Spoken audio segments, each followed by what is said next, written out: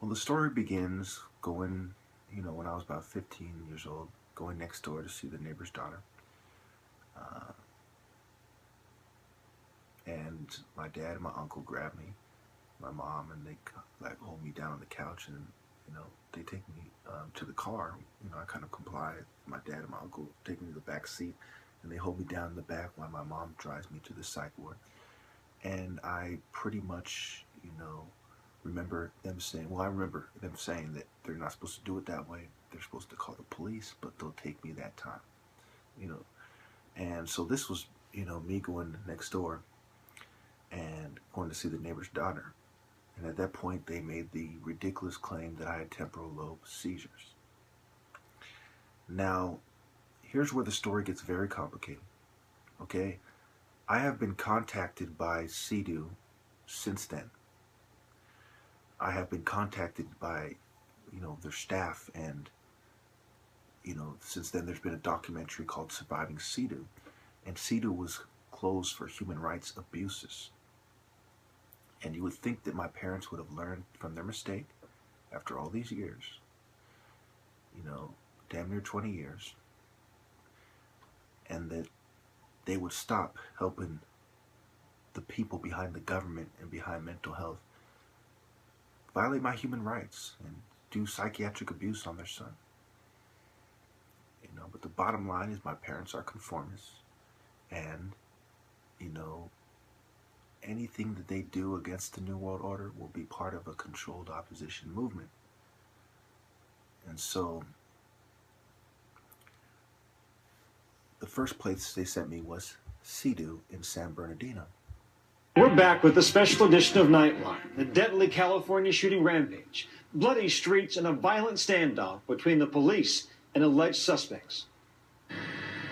Around 3 p.m. this afternoon, a massive manhunt for the armed gunman in California came to a head. We are in pursuit of the suspect vehicle. We've got shots fired out the back window. Our affiliate KABC on the scene, hovering above this black SUV that the authorities have been searching for 3 hours. We got multiple officers here. We got officers running here, back eastbound, chasing. Now we're on foot. Look at all those units here. This is where a suspect is at. Multiple shots that were fired. Windows blown out, that front door ajar, and police crouching at a safe distance away. But this was the scene moments earlier, captured on camera by neighbors. Oh, I'm waiting for one thing, them to say San oh Bernardino. my gosh. Guys, they just shot at my house right now. There's cops all over the yard. Holy sh**. This was the shootout that our cameras missed.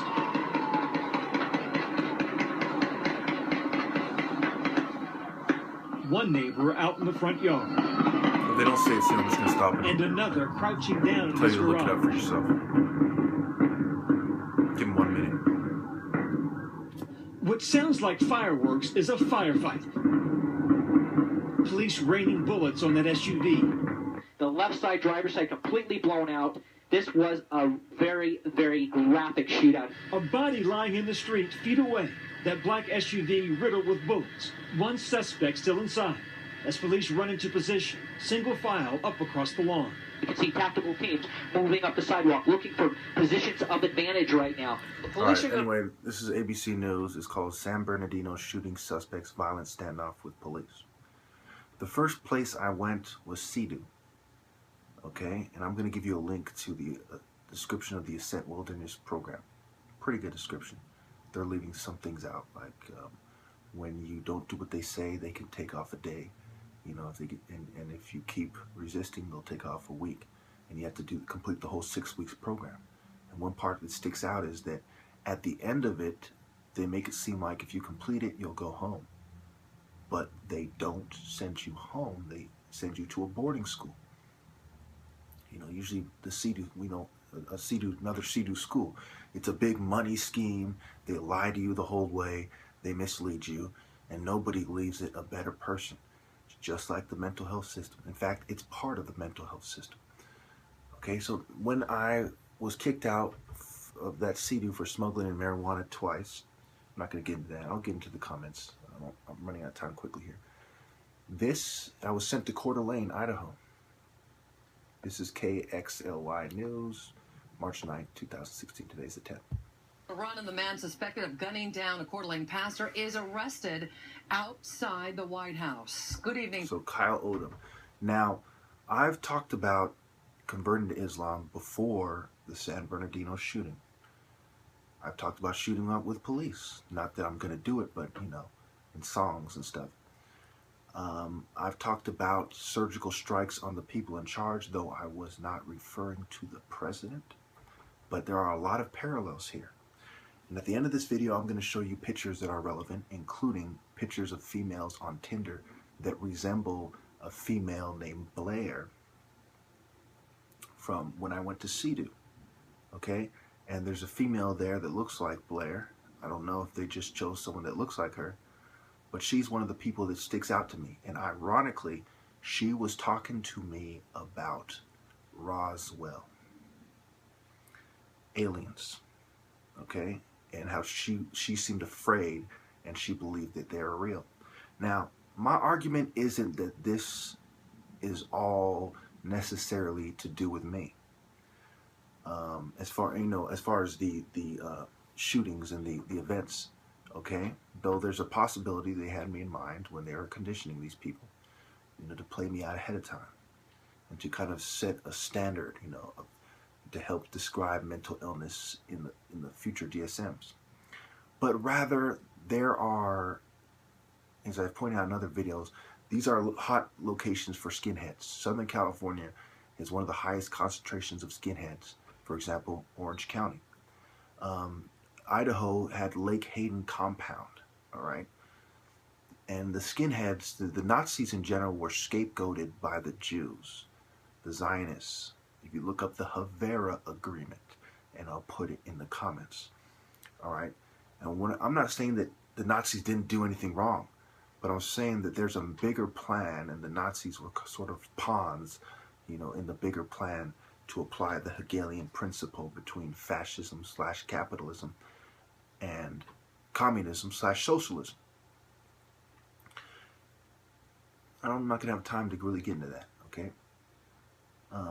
I think it's very sad that you people do not understand these things. And for the sake of keeping it short, I'm going to pretty much end it there. They want me to harm people, innocent people, and I'm not going to do that. But they are definitely provoking me. I'm the top martial artist. They don't want that to get out. But they want me to hurt people, a lot of people. Because they know the difference between me and Odom and these Muslim people is that I'm much more violent than they are. I'm much more tactical. I've been training martial arts all my life. They're just some regular people who were turned to violence, you know, at the last second. I'm a very effective killer, or potentially a very effective killer. You know, it's the difference between provoking and trying to condition Bruce Lee to be, you know, some kind of mass killer versus conditioning fucking some Ebert type bitch. There's a big difference, you know, or some skinny Arab guy. There's a big difference. Now, I'm not saying Arabs are pussies or anything like that, but I'm saying there's a difference here. It's a very straightforward difference. These people are occultists. They're in cults. Look up cults. Look up Jonestown, the Branch Dravidians, Heaven's Gate. Look up that cult in Japan that even acquired a military helicopter. And they're going to release, I believe it was the same one that was going to release sarin gas, or did release sarin gas, in the subway. I don't think you people understand. There are cults. Just like the psych ops didn't stop, the cults didn't stop. This has always been how it is. Those things took place during the Cold War, and the same political environment, basically, that existed during the Cold War exists today. You know, slightly different battlegrounds. Look at, you know, Ukraine and Russia and America. Look at how there's neo-Nazis in Ukraine. I mean, this, and then there's communists there, you know, and they were clashing. They still are clashing, but it's not really in the news that much anymore for some reason. At least not on CNN on YouTube or RT on YouTube as much. Of course, they have little ceasefires, and they usually violate those ceasefires. But anyway, nothing has changed. There still are cults ruling things behind the scenes. Ask yourself, what kind of political connections does a cult have to start its own small town, or to acquire sarin gas, or to acquire anthrax, or to acquire a military helicopter. Okay, these are very influential people in society, and it's a network that, is affiliated with Freemasonry and the CIA. A lot of you people just don't understand, okay? You don't understand what's really going on here. These people are basically patsies, for a much more insidious, diabolical plan. And it's very sad that a lot of you people are stupid enough to think that I'm wrong. I mean, it is just so sad. I've been in and out the psych ward my whole life. Not every single day or something, but I've been in the psych ward about 10 times. I've been to reform school and boot camp. And for those of you with any insight at all, you know that I'm much more logical, much more well-researched than the average person, much more in touch. None of these mass shooters have been champion martial artists, much less the top martial artist. It's insane to insinuate that someone such as myself, as sophisticated and insightful as myself, would magically be more out of touch than the average person. That, my friends, is impossible. So of all targeted individuals, I am the one that they fear most. You will come across a lot of targeted individuals who come off as crazy and, not very believable, not very credible. And then when you compare them to me, it's obvious. And then there will be some perps pretending to be targeted individuals who are very sophisticated and are trying to do things in a way that will help the New World Order agenda, the old problem solution technique. And for those of you who do not know what I am referring to, look up gang stalking. And when you see how many people are talking about the same tactics that the government has been doing for almost 100 years now, going back to before World War II and on record in the Cold War after World War II, it would take a fool not to see what is going on here. And remember, psychology used to be a branch of philosophy, and they talk about things such as the Cartesian dualism, which is philosophy. So psychologists have to understand philosophy to a certain extent to be effective. And psychiatric disorders are described as psychological disorders. I'm talking very slow so you understand me. This is very serious. These people are Satanists and their allies. And they're using many institutions, civic institutions, government institutions, and their philosophies are Satanism, criminality, LGBT philosophies, feminism, atheism, and racism. And I'll just quickly give you an example. There's 43 million abortions every year, and that is feminism, and it is in direct conflict with the teachings of the Bible. Thank you. One last thing. You see, the CIA brought my dad to this country during the Nigerian Civil War in the late 60s. And my mom's closest family member growing up was her grandfather, my great-grandfather, who is a 33rd degree Mason. And that's what the picture on the screen shows, my great-grandfather. Found out actually through the Cult Awareness Network before the Scientologists bought them or took over, is that the connection with cedu, or not cedu, with Synanon.